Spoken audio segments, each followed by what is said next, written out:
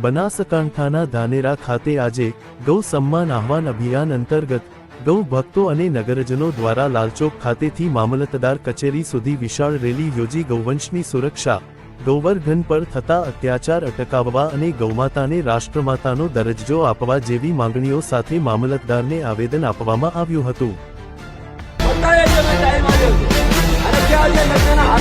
મજા કરવી છે. એક સાધુ સંત મને અહીંયા દેખાતા નથી. આ હિન્દુ સંમેલનો હજારો થયા અને હિન્દુ સંમેલન મેં 10 થી 12 જગ્યાએ હાજરી આલી છે. અહીંયા લાલ ચોક ની અંદર 2 વાર હાજરી ગૌ માતા વખતે પહેલી વખતે હાજરી આલી ચુક્યો. કેમ? ધાનેરા ની અંદર હું એક જ આવો છું, બીજા નથી કોઈ. ગૌ માતા પર લગાવ નથી કોઈને. અરે જો આવું જ કરવું હોય તો ભગવા ઉતારી સાઈડમાં મૂકી દો. હું એકલા લડી શકીશ ગૌ માતા માટે કરી. સનાતન માટે જીવું છું, ગૌ માતા માટે જીવું છું અને જીવું ત્યાં સુધી મારી અંદર તાકાત છે કે ગૌ માતાને હું બચાવી શકું. એમ જો અહીંયા અને સનાતનને બચાવી શકું. હો તાકાત લઈ અને પછી ભગવું.